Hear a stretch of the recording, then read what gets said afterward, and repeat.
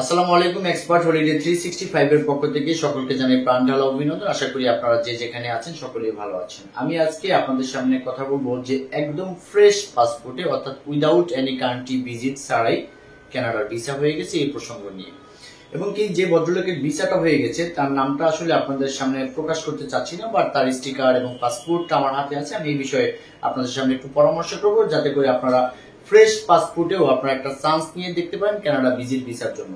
তো আলোচনার পূর্বে আপনাদের প্রতি আন্তরিক রিকোয়েস্ট, চ্যানেলটা অবশ্যই সাবস্ক্রাইব করে রাখবেন যাতে করে পরবর্তী ভিডিওটা আপনারা খুব সহজেই পেতে পারেন। এছাড়া আপনারা যদি কোনো কমেন্টস করতে চান তাহলে কমেন্টস বক্সে লিখে রাখতে পারেন, আমি আপনাদেরকে যথারীতি একটা অ্যান্সার দেওয়ার চেষ্টা করবো ইনশাল্লাহ। আমরা জানি যে বাংলাদেশ থেকে প্রতিনিয়ত আসলে ফ্রেশ পাসপোর্টে কানাডার ভিসাগুলো ওরা অ্যাপ্রুভ করে দিচ্ছে, বা বাংলাদেশ থেকে আরো অনেক সংখ্যক লোক তারা ভিজিটর ভিসা দিয়ে কানাডাতে নিবে, এই বিষয়টা আমরা আসলে সকলে অবগত আছি। এখন ব্যাপারটা হলো যে যেই পরিমাণ ভাবে কানাডার ট্যুরিস্ট ভিজিটর ভিসাগুলো বাংলাদেশ থেকে অ্যাপ্রুভ হচ্ছে, বেসিক্যালি ফ্রেশ পাসপোর্ট গুলো বা যাদের পাসপোর্টে কয়েকটা কান্ট্রি ভিজিট করা আছে সেটা তো ভিন্ন কথা আছে। এখন ব্যাপারটা হচ্ছে যে আমরা আসলে অনেকেই একটু আতঙ্কিত থাকি যে আমার পাসপোর্টে কোনো দেশ ভিজিট করা নেই, আমার ব্যাংকে অনেকগুলো টাকা নেই, আমার অ্যাসেট নেই, তাহলে আমার আর জমা দিয়ে কি লাভ হবে, আমি তো আসলে ভিসা পাবো না। কিন্তু আসলে এই ধারণাটা গত 2023 সালের জানুয়ারি থেকে বর্তমান অবধি এটা কিন্তু আসলে আমাদের কাছে বা সকলের কাছে পরীক্ষিত হয়ে গেছে যে আপনি আসলে কানাডার ভিজিটর ভিসা পেতে যে আপনাকে বেশ কয়েকটা কান্ট্রি ভিজিট করতে হবে এবং কি আপনার ব্যাংকে অনেক কোটি কোটি টাকা থাকতে হবে, আপনার অনেক অ্যাসেট থাকতে হবে, ব্যাপারটা এরকম না।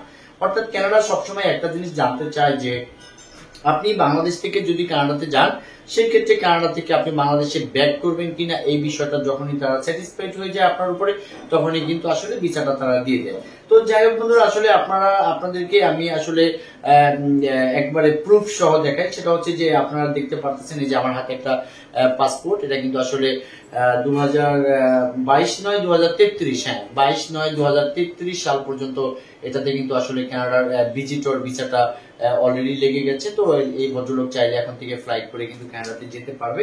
এখন ব্যাপারটা হচ্ছে যে আমরা যখনই তার কাজটা হাতে নিলাম, মেবি এটা হচ্ছে সাবমিশন পেপার, যে আপনারা দেখে থাকবেন যে ফেব্রুয়ারির 1 তারিখে আমি এই ফাইলটাকে এই অফিসে বসে আমরা সাবমিট করেছিলাম, এন্ড দেন ওনাকে বায়োমেট্রিকের যে ইনস্ট্রাকশন লেটার আছে যেটা কিনা সাবমিশনের পরবর্তী আসে, এটা কিন্তু আসলে এই যে বায়োমেট্রিকের ইনস্ট্রাকশন লেটার অর্থাৎ হচ্ছে 3 ফেব্রুয়ারিতে আমরা হাতে পেয়েছিলাম। এবং কি উনি 3 ফেব্রুয়ারি হাতে পাওয়ার পরে ফেব্রুয়ারি মাসের 27 তারিখে কিন্তু উনি আসলে ফিঙ্গারপ্রিন্ট কমপ্লিট করে অর্থাৎ বায়োমেট্রিকটা শেষ করে কোথা থেকে, ঢাকা বিএফএস গ্লোবাল থেকে।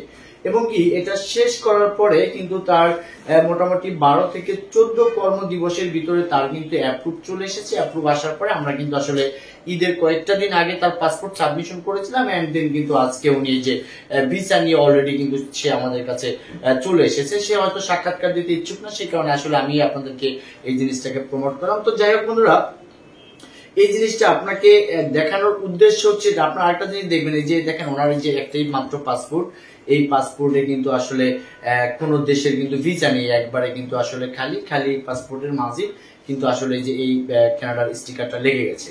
এখন আপনারা যারা বর্তমান সময়টাতে যাদের মনের মাঝে একটা জল্পনা আছে যে আমি কানাডা অথবা আমেরিকাতে যেতে চাই, আপনাদের পাসপোর্টে যদি কোনো দেশ ভিজিট করা নাও থাকে তবু কিন্তু আপনি বর্তমান সময়টাতে আপনি চান্স নিতে পারেন, কারণ আপনারা জানেন যে now it's the best time to go to Canada.